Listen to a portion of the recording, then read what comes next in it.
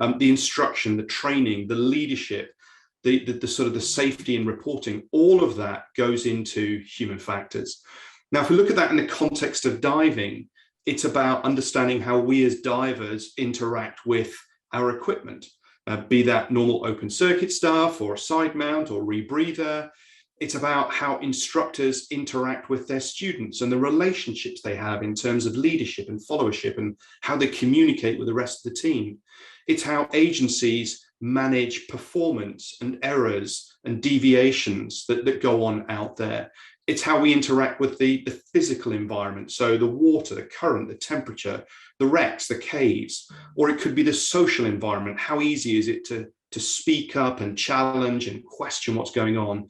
And when things go wrong, how do we report those? What do we report? What sort of detail goes into this? So human factors is a huge topic, but what it isn't just the factors of the human. It's not just human error. People go, human factor. That was the reason why that adverse event occurred. Or we'll just put it in a bucket of human error. It's not common sense. Common sense is developed over time. And you only normally say, oh, that was common sense after the event, when you can look back and join the dots and go, oh yeah, that led to that, oh, I wouldn't have made that mistake. Well, hang on a minute. Has that person ever encountered that scenario before? Nope. Right. So how would they know what to do? Well, because it's common sense. Well, it doesn't work that way. So trying to deal with the cognitive biases we have, where we look back and we can make sense more easily than in the here and the now, looking forward, because we never know with 100% certainty what the future looks like. So we make educated guesses as to the best outcomes. Now, that education comes through a variety of means, and it could be our own personal experiences, which are the strongest, as long as we reflect and learn from it, or we can learn from our first tier in our network, or we can learn from others that are out there. So it's a huge topic. There you go. I took a while to explain what human factors was. No, it is an interesting topic, and when you put it like that, it's like I just immediately think of back in 1912 when the Titanic sank, and they didn't have enough life vests. Yeah, life raft. Yeah. Right, and it took a tragedy of that magnitude for them to implement then actual policy procedures, standard, that it was, to us, we go common sense, right? You've got X amount of people on a ship. Yeah. Chances are it could go down. There is a chance it could go down, and we'd kind of like everybody to survive. So let's all give them at least one space on a life vest. Yeah. And that's common sense for us.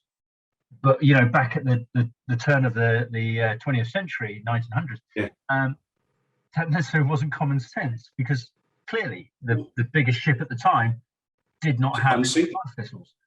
Well, it's also the mindset and the bias that said the ships are unsinkable. And even if you go all the way forward now to, and I can't, it's in early 2012, 14, somewhere around there, Costa Concordia sinking off Italy. Yes. And what's an interesting bit there, where they ran aground and it started to list. Now, there are nearly 4,500 people on that cruise liner. You have to do a roll call. Now, when was the last time anybody practiced doing a full-scale roll call of 4,500 people? Yeah. Now, the International Maritime Code said you've got to have enough lifeboats plus a little bit of extra. Now, what you do is you put them down each side, because that makes sense. And then it lists. And now you can't actually get the lifeboats to the water's edge, because the davits are not allowing the lifeboats to get onto the water. So even when we consider getting enough bums on seats, those bums might not be able to get to this, or those seats might not be able to get on the water because of the environment that's going on. Yeah, and it's really interesting, because obviously, I've been diving in the industry for 20 years, teaching for 20 years, and diving for 30 years.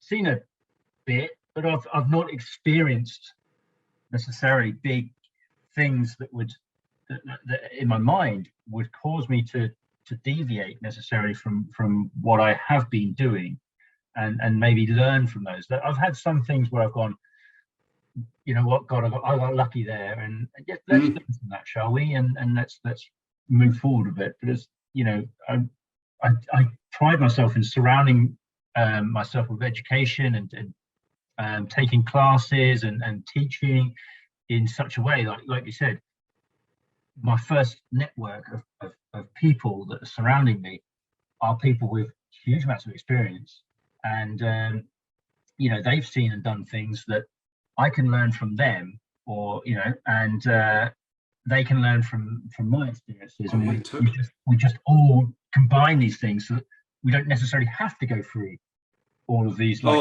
you know, these changing scenarios that bring about sort of a light bulb moment, let's say, for us, and go, oh, we need to do that right.